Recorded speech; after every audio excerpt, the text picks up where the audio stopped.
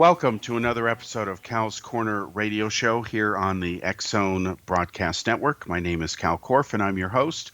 I'm the host, of course, of Cal's Corner Radio Show, so welcome. And the executive producer of the show is, of course, Rob McConnell. Folks, as those of you who listen to the show regularly every week here on the X Zone Broadcast Network, we cover everything from politics to the paranormal. And it's nice tonight to talk about something we haven't spoken about before, which is the idea that there might be life on Mars. There's an exciting new discovery from NASA where they have announced, apparently, the discovery of organic molecules on the red planet. And that, of course, is very exciting. Now, before we get back to that, let's talk about the issue of life throughout the universe in general and explain, and, in my opinion, prove by a process of logic that it must indeed exist other than in locations on planet Earth. Let me explain why. The universe, of course, is quite old. It's, according to scientists, several billion years old. It might be anywhere from 10 to 12 billion years old. So depending on what measurement or age you believe, there's no denying that there are countless, as in literally infinite worlds out there. What I mean is this: there are at least 100 billion known galaxies. Each galaxy has anywhere from 150 to 300 billion stars in it. You can do the math, multiply the two values, and you come up with an incredible number of stars. Most of these stars probably have planets orbiting them, and then, of course, of those planets, a subset of them are in what we call the habitable zone, that is the Goldilocks zone, that is a distance that is far enough and stable enough for life to have evolved theoretically on a planet. The theoretical star with the planets orbiting it, some of them are going to be huge, some of them are going to be too close to the star, others are going to be too far away so that they never develop the warmth and temperature to develop life as we know it. Others are going to be just perfect. In fact, one can easily Google on the internet the terms alien Earths or other Earths, and you will find that scientists have already found many of them. So scientists have found literally thousands of other planets out there so far. We know that the number is obviously in the trillions. So from that standpoint alone, one can argue that life must exist elsewhere. And here's why. The human race, or any life form as far as we know it, anything cannot be an exception to the laws of the universe.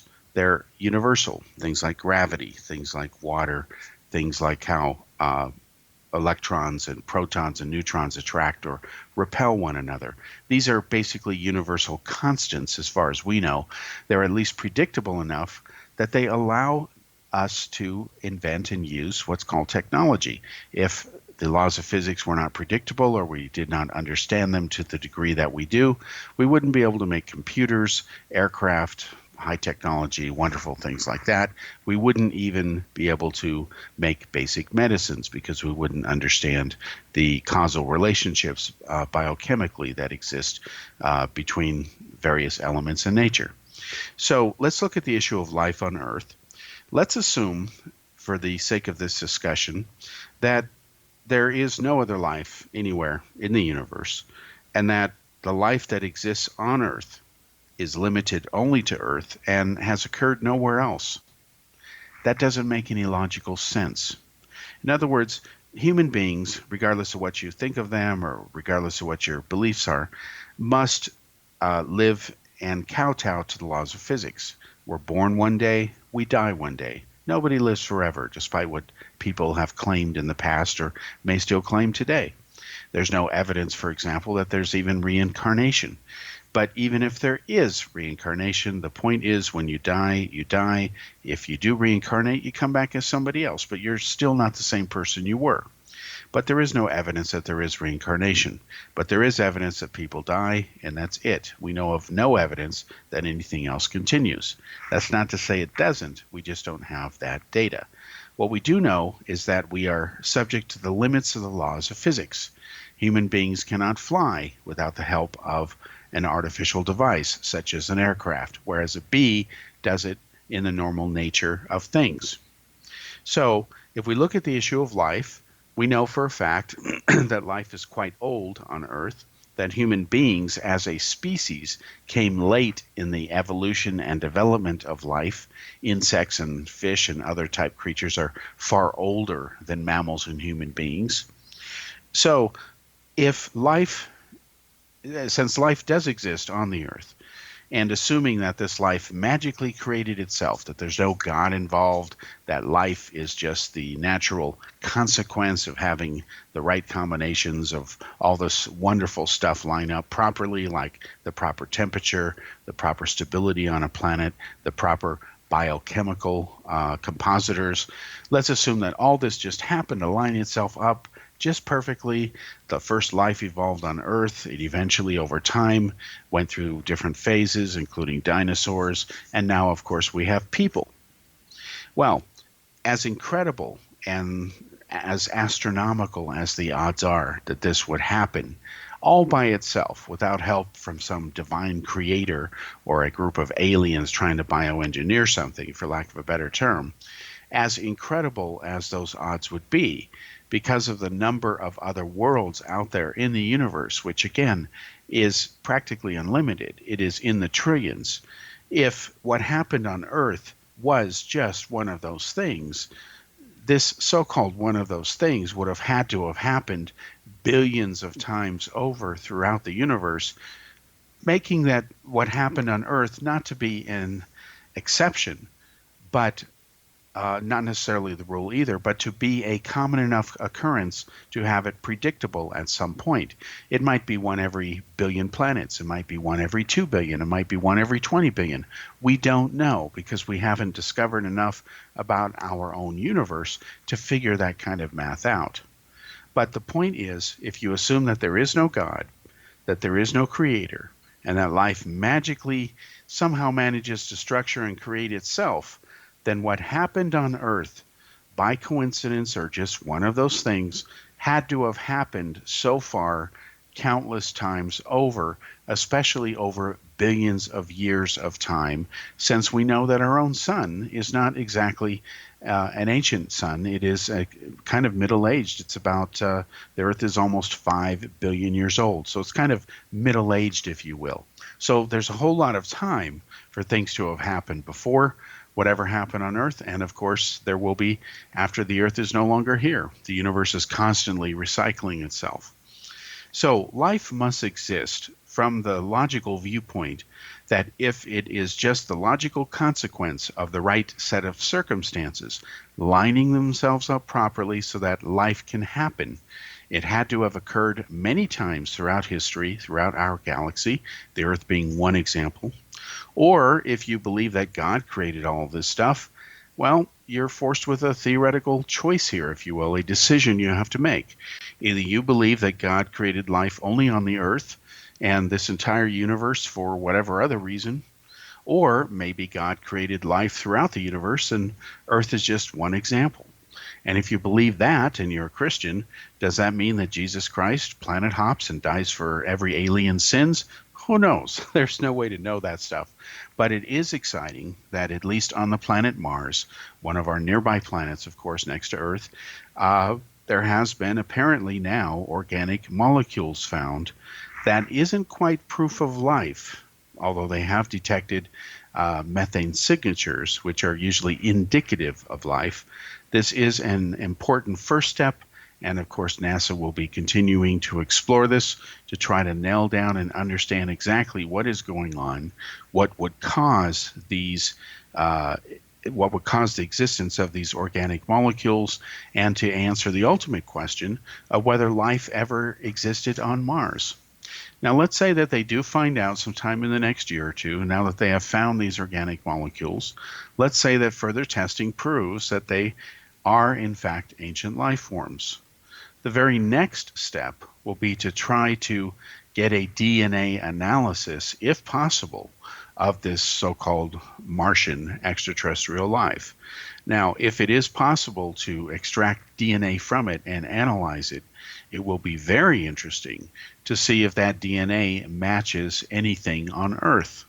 If it does match what is on Earth, then it is likely, or one can argue reasonably, logically if you will, that life on Earth at least may actually be Martian in origin, because whatever happened on Mars probably happened further back in time than what happened on Earth. And you might say, well, that's almost impossible. How can life on Earth be Martian in origin? I'm not saying that that has been proven. I'm simply saying that if there is a common DNA fingerprint, there cannot be two origins for this life. There can only be one of them. And we already know from scientists roaming around in the Antarctic and exploring the South Pole, we already have found meteorites from the planet Mars. You can see them in museums. You can look at images of them on the internet. They have been found, and they did find their way to Antarctica. And of course, there is that famous rock that is from Mars that some scientists believe contains the fossilized remains of very primitive bacteria life that existed once on Mars. That has yet to be definitively proven, although the statement was made and the conclusion was made many years ago, but it still is in dispute. But one thing that seems not to be in dispute is this latest finding that apparently organic molecules have now been found on Mars, so the race is on by scientists to determine exactly what that means. We'll be back after this commercial break.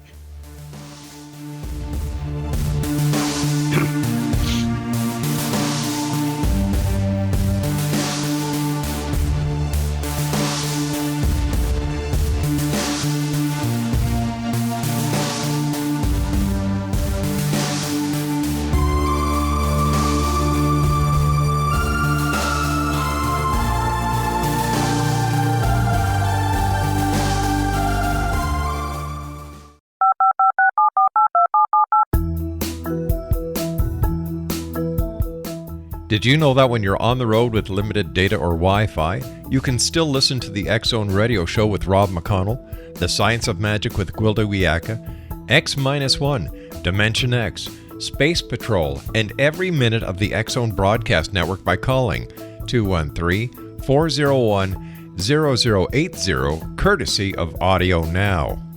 No smartphone, app, or internet needed. It saves your data plan, and it's free if you have unlimited minutes.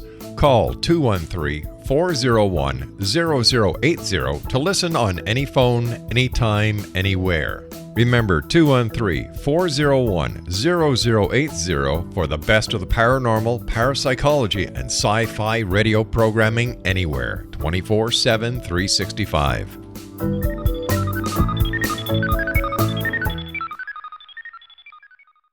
You have heard of the X-Zone? Now watch it on Simul TV. Plus 500 video games, live TV channels, free video on demand, worldwide, and more. Does this sound like tomorrow's television? Well, it is, but you can have it today, right now. It is Simul TV. Simul TV offers what the others only wish they could provide. 15 exclusive channels like X-Zone, Sci-Fi, and Horror. We are worldwide. No other provider offers that. 500 built-in video games. No need to have an extra expensive system.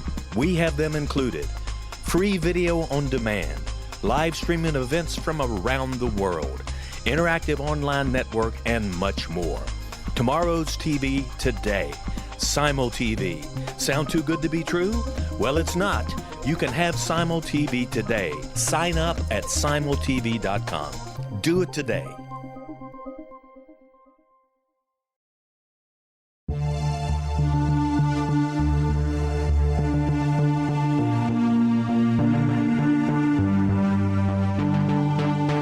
We live in rapidly shifting times of extreme volatility and uncertainty. Such profound change brings a unique opportunity for the evolution of consciousness. I'm Gwilda Wiyaka, host of Mission Evolution Radio Show, a program that explores the latest scientific developments and deepening spiritual truths supporting human evolution. Join me on xzbn.net, where I interview leading experts in science, physics, medicine, spirituality, and more. By applying divergent viewpoints to leading-edge topics, we uncover expansive and evolutionary truth to assist you on your path to enlightenment. More information and past episodes are available at missionevolution.org.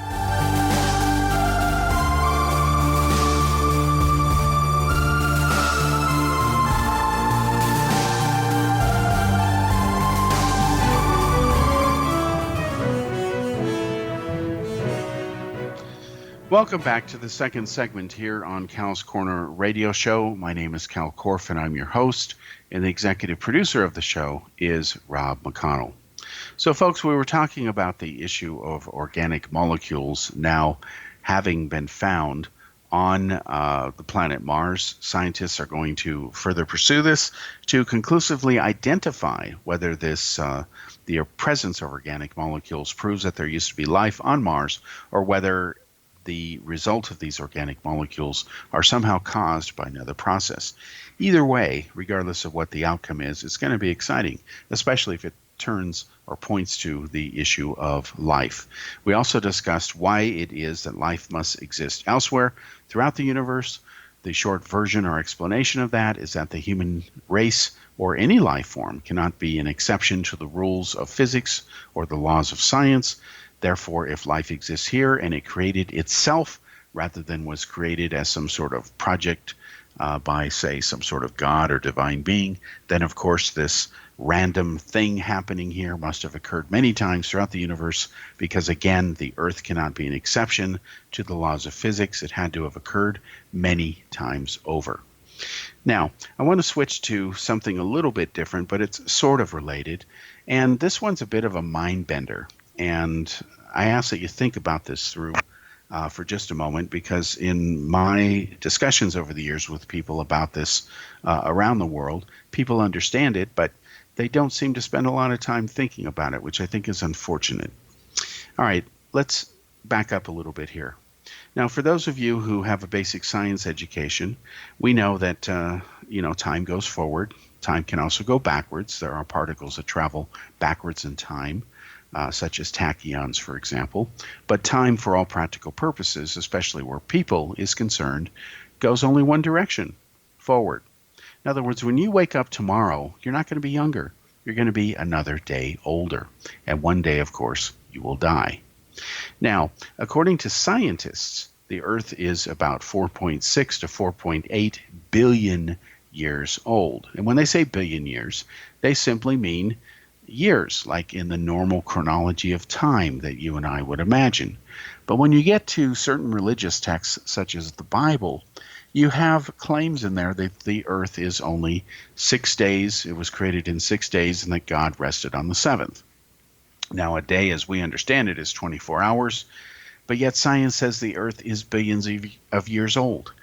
So which one is correct? Is the Bible correct, where it says the Earth was created in 6 days, as in 6 24-hour days? That's what it implies, at least based on translations from the original languages into English and other, languages.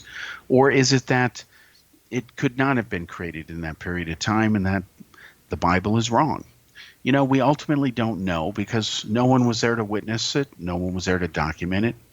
And there is a theory that will please probably both religious types who want to believe that the Earth was created literally in 6 days, as well as scientists who want to believe or say we know better, that it was created over a long period of time, specifically billions of years.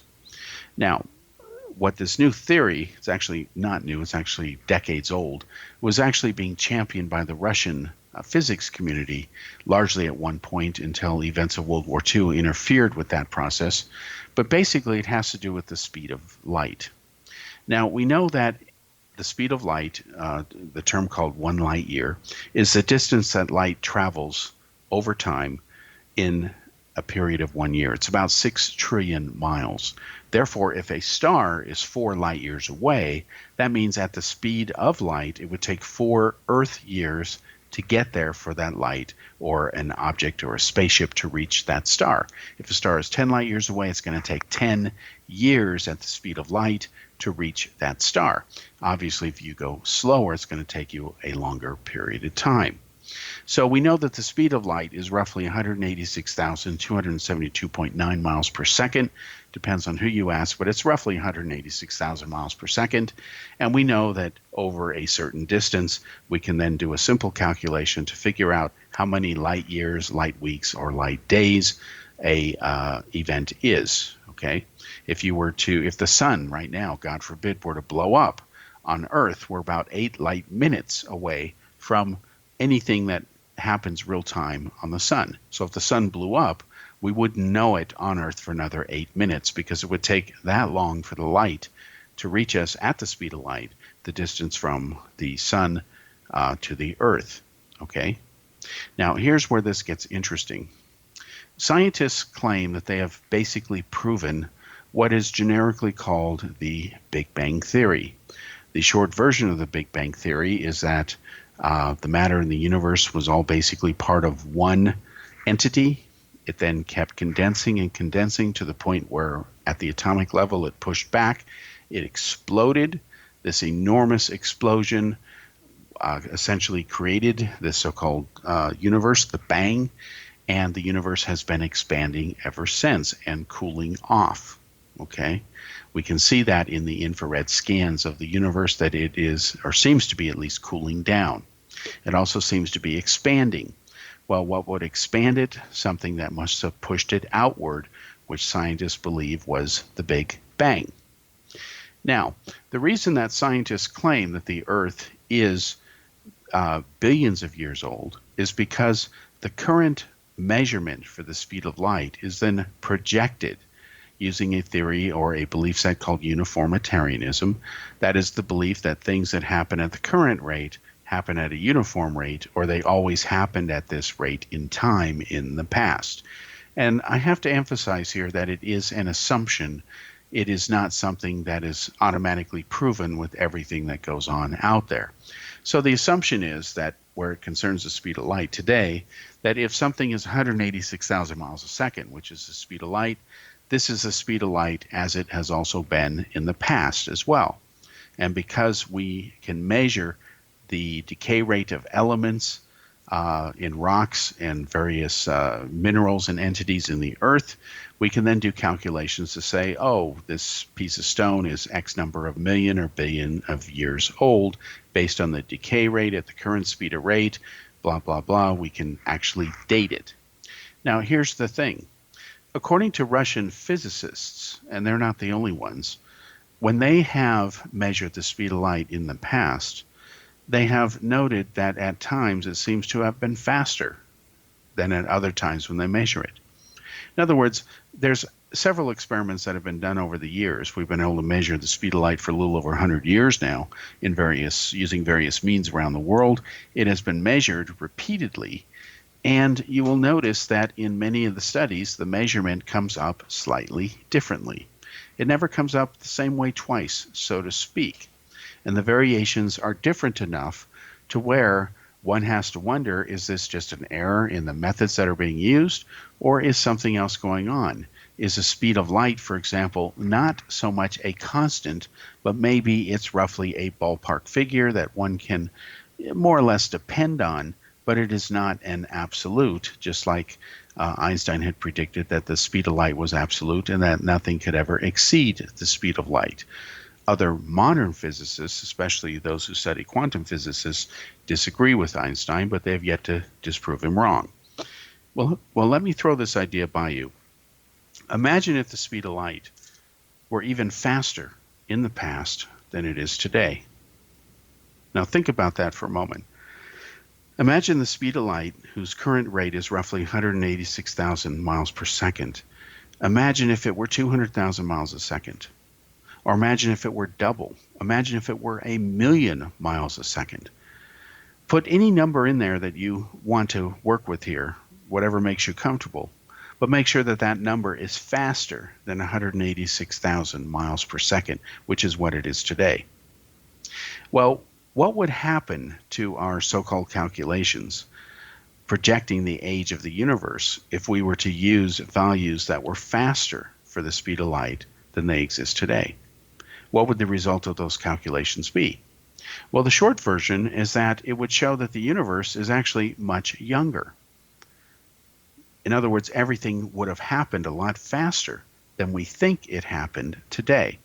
In other words, instead of something occurring over billions of years, 10 or 12 billion, it could have occurred in millions, or depending on what value you want to put in there, hundreds of thousands or even thousands.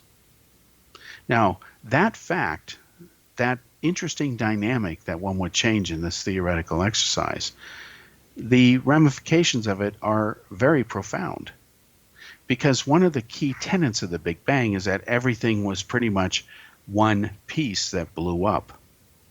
The amount of energy that would have been released in that initial explosion could not have been greater than anything, or was absolutely greater than anything today, because everything has since spread out and has split apart. But what if the initial speed of light, the initial Big Bang, produced a rate of the speed of light that was much faster than what we can see today? The consequence of that would mislead scientists into thinking that the universe is much older than it really is, and that things occurred over a much longer period of time than they really did. Again, the implications of this, if one can get their mind around the logic here, are incalculably infinite. They change things. Things would appear to be millions of years old when they're not even close to that age. So the question now becomes, when we date things today, are we dating them ultimately, meaning they really are 10 million year old dinosaurs or 300 million year old dinosaurs? Or is it that we're just using the modern decay rate or rate of the speed of light as we know it today, and based on those existing measurements today, we think it's this old, but in the past, it may actually be younger? We don't know. We'll be back after this break.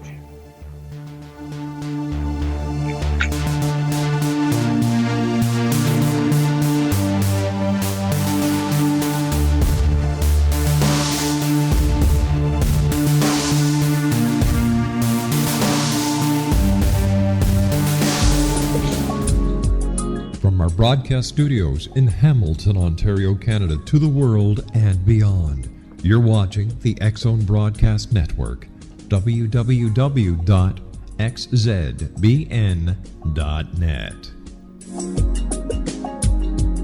AVS Media Demo. You have heard of the X-Zone? Now watch it on Simul TV, plus 500 video games, live TV channels, free video on demand, worldwide, and more. Does this sound like tomorrow's television? Well, it is, but you can have it today, right now. It is Simul TV. Simul TV offers what the others only wish they could provide. 15 exclusive channels like X-Zone, Sci-Fi, and Horror. We are worldwide. No other provider offers that. 500 built-in video games. No need to have an extra expensive system. We have them included. Free video on demand. Live streaming events from around the world, interactive online network, and much more. Tomorrow's TV today. Simul TV. Sound too good to be true? Well, it's not. You can have Simul TV today. Sign up at simultv.com. Do it today.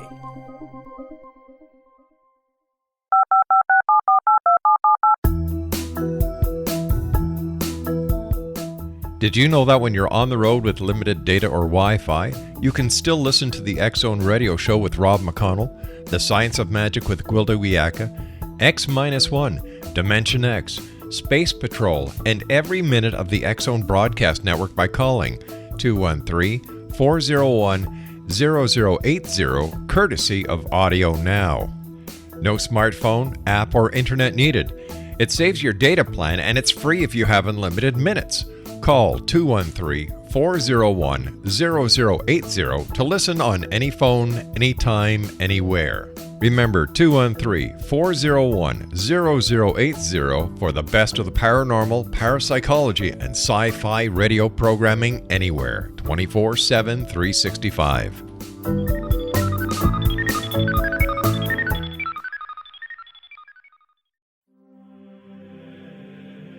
Rob McConnell here, presenting an overview for Nicholas Paul Jennings, author of a fascinating book, Amen.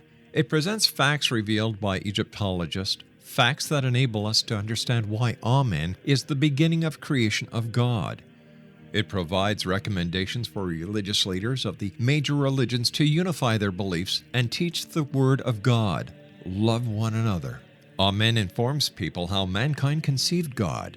It was the Egyptians that developed the concepts of a soul, a hereafter, and Son of God. And finally, After the worship of many gods, they conceived the belief in one universal God, the maker of all there is.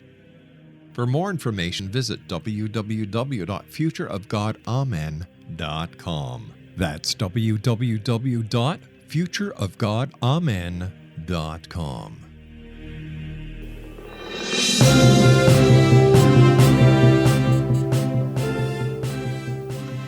Welcome back to the third segment here on Cal's Corner Radio Show. My name is Kal Korff, and I'm your host, and the executive producer of the show is once again Rob McConnell.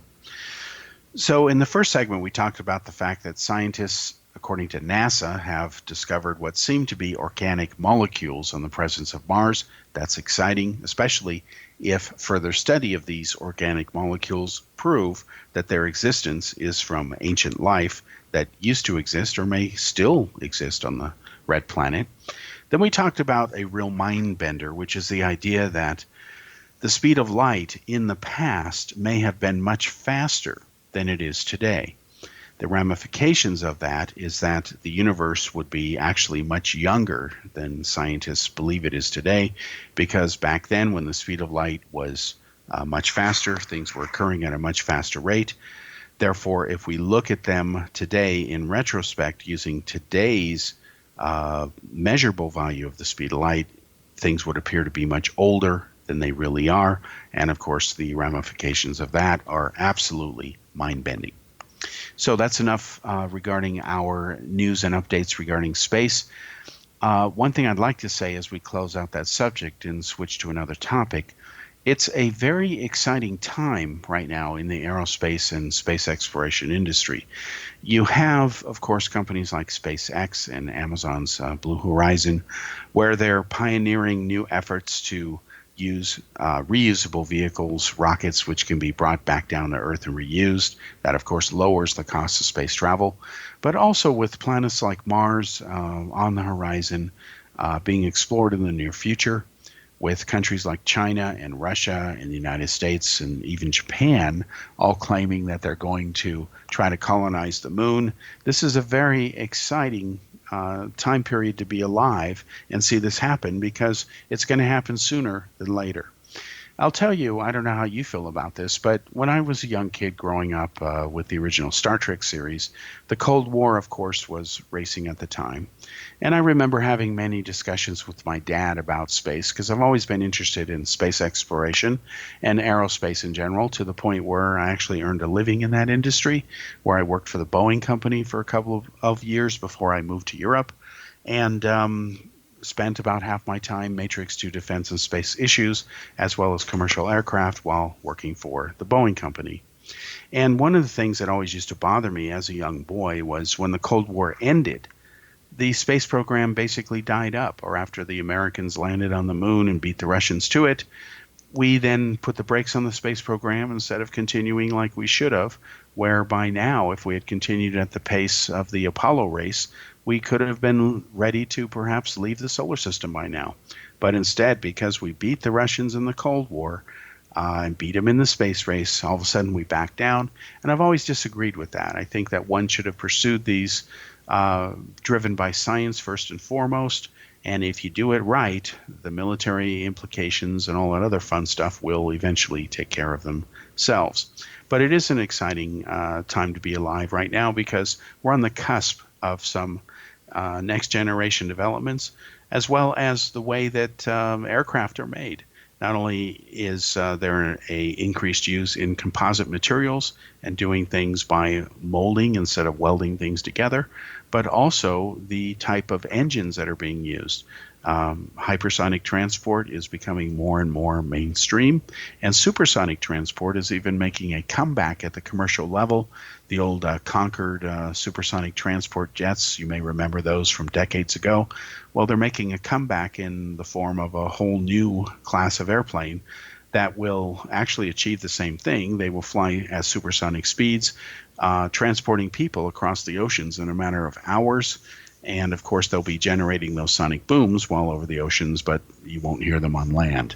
But the point is, people will be able to get around from point A to Z very shortly using ever faster transportation, as well as alternative means of transportation, as epitomized by companies like the Boring Company, which of course is owned by the entrepreneur Elon Musk. So let's talk about things that are happening now down on Earth. Internationally, there's some exciting stuff going on because you have this summit coming up between the G powers. And in this case, you have a clash that is coming. You have basically bureaucrats in Europe and the leaders of Europe on one side in what we will call the G7 alliance. And of course, they are upset over Donald Trump's America First policy. And this is predictable. If the European Union were to say, put the EU first, that would bother other countries that are not part of Europe. Whenever America says America first, that always bothers every other nation, including our European allies, even if the interests are the same. But what seems to be at issue this time around are things like trade tariffs. Trump, of course, has started imposing tariffs against Chinese goods, against steel made in Europe, in order to protect, at least he claims, American markets. Now, he has the backing of the lobbyists in the United States, but internationally, of course, he's being condemned for this. Now, we have to take some of this condemnation with a grain of salt because there's an uneven standard here. Now, one of the biggest criticisms of the EU is that it doesn't play fair. And let's give one very real example here. Let's talk about Airbus, the aerospace conglomerate giant that is run by the EU. The entity, of course, is a rival to the American aerospace giant Boeing. So Airbus Industries is a rival to Boeing, and so what happens is because Airbus is owned and subsidized by a couple of different countries, including France and Germany, there's a fine line to walk between what are government subsidies and, say, tax breaks given by a country to help a company compete. Okay, and one of the big criticisms of Boeing versus Airbus is that the Europeans benefit from what would be illegal under World Trade Organization policies, subsidies from the countries such as France and Germany, whereas Boeing doesn't get those subsidies from the United States government. It is not owned by the U.S. government. It is instead a publicly held company, and it doesn't really rely on funding in the same way that Airbus does. Now, in the past, there have been contentious issues in bids for aircraft placed over this.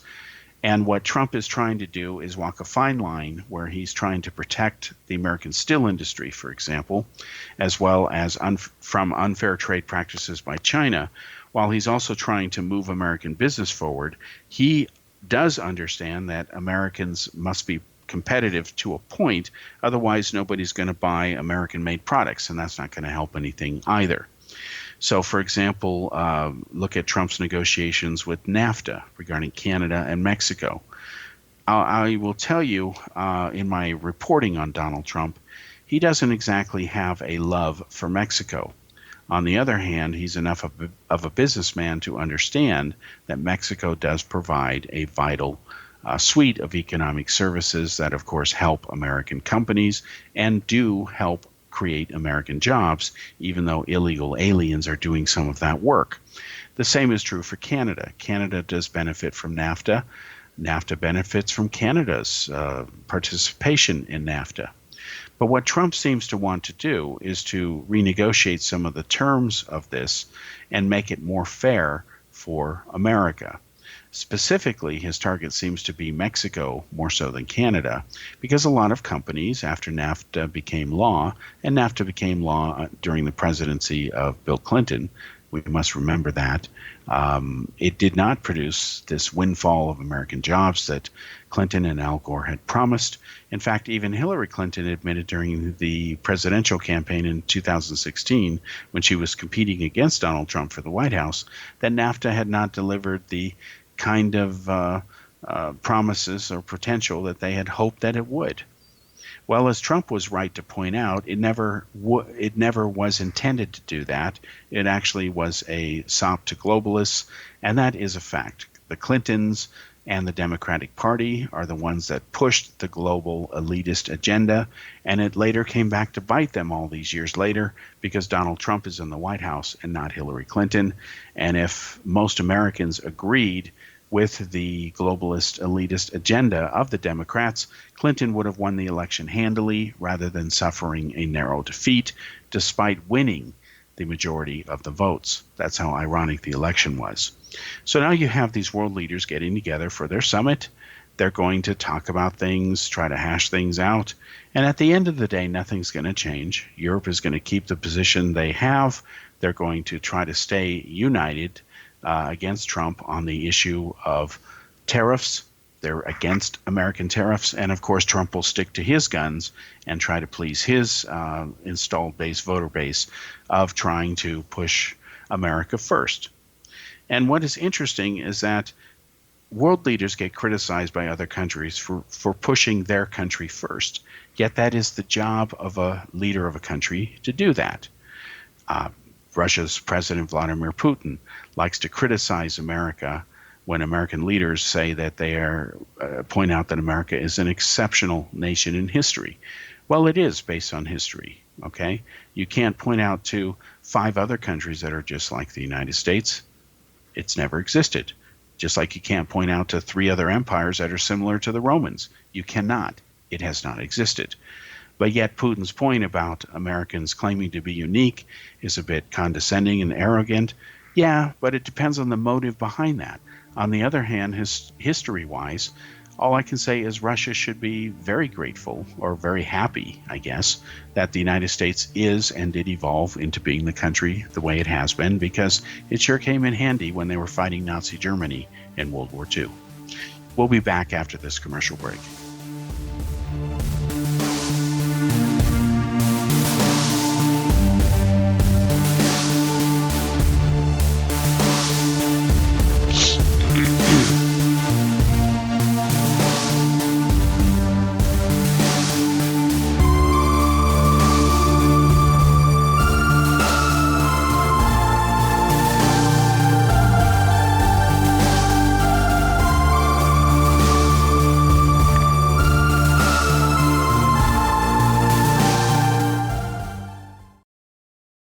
You have heard of the X Zone? Now watch it on Simul TV, plus 500 video games, live TV channels, free video on demand, worldwide, and more.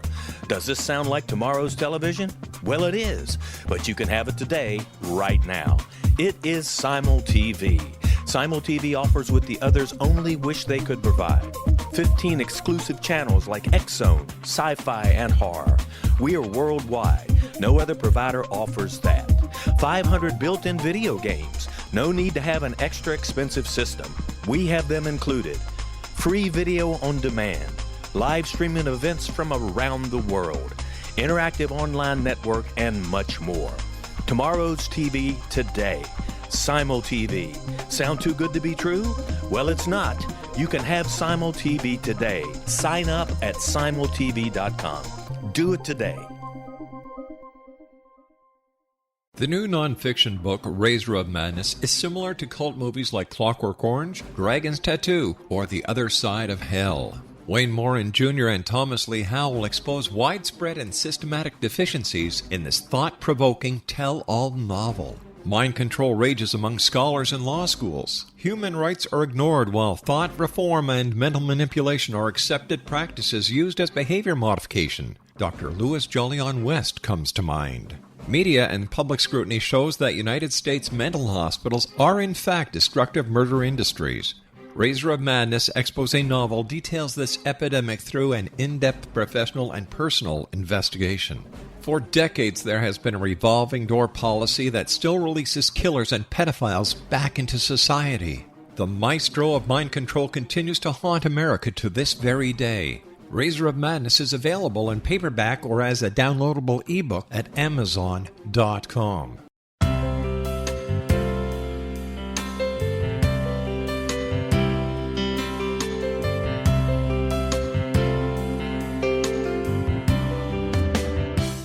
concept of a new age has been around since the late 19th century, yet much of its original meaning has been lost.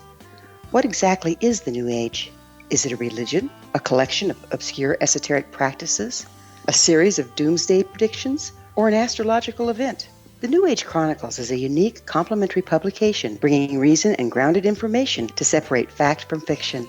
Chock full of valuable information to support you as we make the monumental shift into the new era. You won't want to miss a single innovative issue. The New Age Chronicles newspaper is coming soon to www.newagechronicles.com.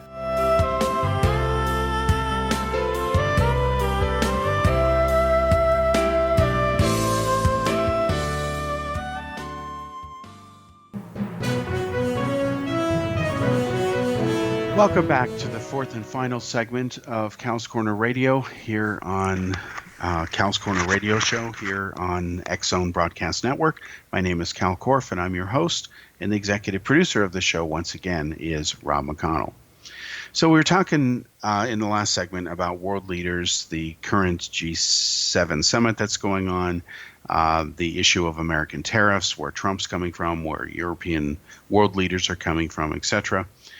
As we wind up this show here, let me try to summarize a few things of what's going to happen in the near future. This is something over the next couple of months. First of all, NASA, again, will continue to try to figure out how to explain the organic chemicals and molecules now that have been found on Mars. We will continue to develop very fast aircraft, especially hypersonic vehicles, which are real game changers since they travel at least 5 times that of the speed of sound. What's happening in the international trade front is the Europeans are lining up to stay united against anything that Trump does. And then, of course, you have other wild cards out there like Iran, Russia, Syria, Israel, and, of course, communist China. What's going on in Taiwan right now is a military exercise to practice defending themselves against a Chinese invasion. Now, one might say, well, that's a little bit of an overreaction because China's not going to invade Taiwan. Don't worry about it. Wrong. In fact, it would be very naive to assume that China will never invade Taiwan because China keeps threatening to do it, and they're not bluffing as far as anybody can tell. In fact, China has already announced, and their official invasion plan documents were leaked years ago to the media. China has what they call a 2020 plan, and we've talked about it on this show before. This is their plan to invade militarily the island of Taiwan and capture it. In fact, the military documents that have been leaked specifically show that the Chinese intend to invade the island at 16 different points using overwhelming force via launching around 1,000 missiles on the island to take out defensive points, as well as to soften up defenses, and then, of course, use a massive amphibious assault, one of the largest operations in the history of naval warfare. This would absolutely be one of that, to go ahead and storm the island and secure it before the United States and its allies, such as Japan and India, could respond in time to stop or deter the Chinese. And, of course, with the Chinese now having militarized these artificial islands that they have made a point to construct, they have put missiles and even bombers and military aircraft on those islands. China is, of course, lining up all of its ducks in a row to continue to do what it does best, which is be a world belligerent disguised as a peaceful nation. Now, China is also doing other things, too. China has already put in the West countless numbers of what are called Confucius Institutes. Don't be fooled by the seeming benign name of this entity. A Confucius Institute, when it exists, especially on a campus in the West, in the United States, is really a office of propaganda for the communist Chinese. They like to use Confucius because Confucius implies a deep philosophical way of looking at things. It plays better in the marketing of this rather than saying this is just the mouthpiece of the Communist Party in Beijing, which is what it really is. And what is happening is in the United States, especially where the Chinese have the largest number of students attending schools in the Western world versus any other nation, and that is not a coincidence. What they're doing is about half of these personnel or entities are really some sort of spy that give data back to the communists in Beijing. And of course, everyone from their relatives are intimidated and go along with this, to young students who are encouraged, of course, to interact with people in the West and report back to the party on what's going on, because the communists, as far as they're concerned, cannot have enough information. So what China is doing is China is looking out for what it does best. China, that's it. And the other shoe that is part of the 2020 plan, although China calls it the 2050 plan, is to basically take over the entire world economically and become the world's only superpower by the year 2050.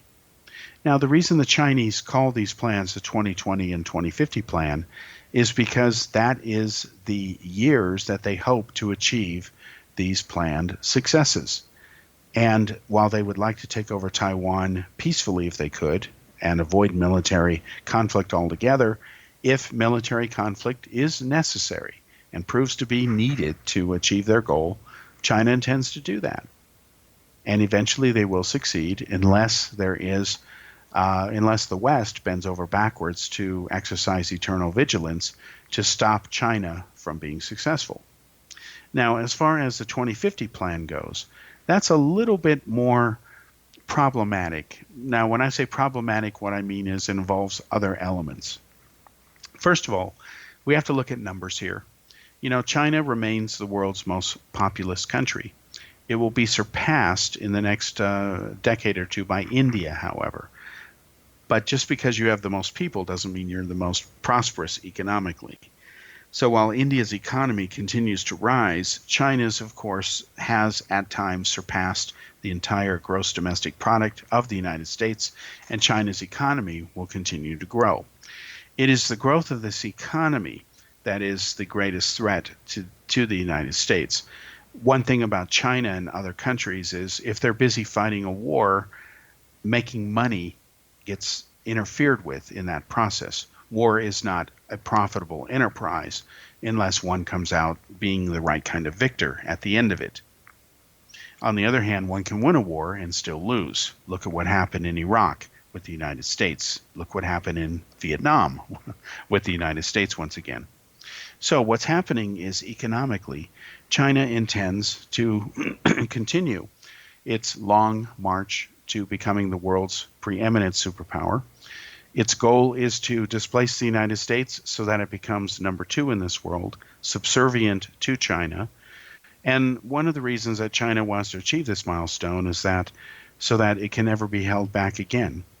And it's quite logical for the Chinese to try to achieve this. Other countries would do the same if they could. This includes Russia, but it can't because its economy is much smaller. So what's happening in the different parts of the world is that you're seeing an alliance of convenience spring up as well as practical alliances so that these countries can achieve their various objectives. In the Middle East, for example, Israel has already made it clear and has now cut a deal with Russia where they both agree that Iran must not be allowed to continue to militarize Syria. Now, this does not mean that Russia is benign or peaceful in this cause. Instead, they don't want Iran to achieve any more military objectives in Syria. Instead, Russia would rather focus on their own. And of course, they want to put theirs before Iran. So you can expect Russia to play both sides of this fence, helping Iran where it makes sense and it furthers its interests, as in Russian interests, as well as helping Israel when it also further fuels Russian interests. Russia, of course, would like to increase its foothold in Syria because, of course, it would be something that would harm the United States, which is what Russia intends to do.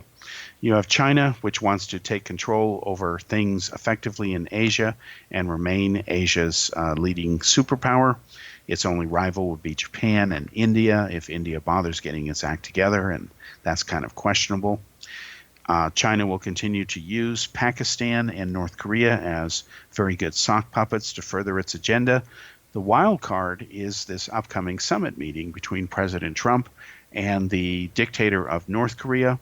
We have no idea how that summit meeting is going to go. Trump seems to be approaching this rather low key, which is unusual for him. What we do know is he said today that if the first meeting goes okay, then the dictator of North Korea, Kim Jong-un, will be invited for a summit meeting to come to the United States, which of course is unprecedented. But much of what Trump does is unprecedented. And speaking of Donald Trump, there are the investigations that continue to go on into him. With the Inspector General report coming out shortly that audits the FBI's investigation of Hillary Clinton's email scandal and server scandal, already word has leaked out that former FBI Director James Comey, who was fired by President Trump, is not going to come out of this Inspector General report unscathed. In fact, according to leaks that have occurred so far about the impending report, assuming they are true, it appears that Comey is roundly criticized, as well as the overall investigation. And it does seem to document or prove that there were vast disagreements within the FBI over how to handle the issue of Hillary Clinton and whether there were favors, as in favoritism, shown towards her or not. One can argue that there was, because of what the FBI did not do, and some of the key players in that investigation, from McCabe to Strzok to Comey, have now suffered with their reputations because information has come out showing that there have been real problems with how these men have acted ethically while they were in positions making these decisions concerning important things like Hillary Clinton's email server. So those dynamics will continue. The investigation by special counsel or special investigator Robert Mueller will continue, but they will be winding down around the fall, not long before the next elections. And it's going to be interesting to see who comes out this time. Trump's popularity base seems to remain consistent at about 49 to 50%, although increasingly with a economy that keeps improving, it's going to be harder for the Democrats to make headway much in this election. In fact, if it were not for several Republicans retiring or Republicans doing stupid things to help the Democrats make a comeback politically, the Democrats would be out in the wilderness even more so than they are now. Okay, thanks for joining us. We'll be back next week with another episode of Cal's Corner. My name is Kal Korff. I'm your host. We'll be back again next week. Thank you.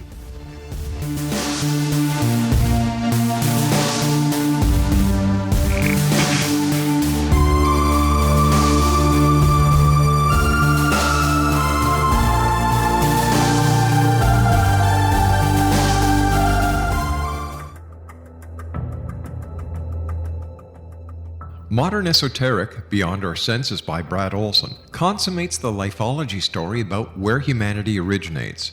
It is the lost continents, the primitive wisdom, the mythos of creation, and the rethinking of ancient history as we are taught in academia. There is much more to the story than what we have been told. As this is the first book in the Esoteric series, Modern Esoteric starts at the beginning of time and accelerates up to this modern age. Future Esoteric is book 2 in the series and takes a forward-looking position ahead of today with an open and honest examination of the ET issue and various unexplained phenomena. To discover the writings of author Brad Olson, visit www.bradolson.com. That's www.bradolson.com.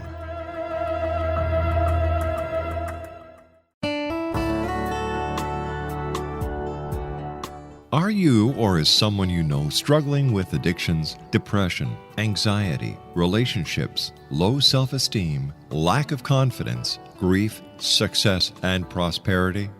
Do you know that your subconscious belief plays a big role in the outcome of your hard work? We can help you permanently change the beliefs that may be the reason for your struggles and failures. We care about getting you the return on your investment and the results you are looking for. We can help you be free of the limitations of your past and in realizing your highest potential. We work with people by phone and Skype. For more information, visit us at www.ritasoman.com. That's www.ritasoman.com.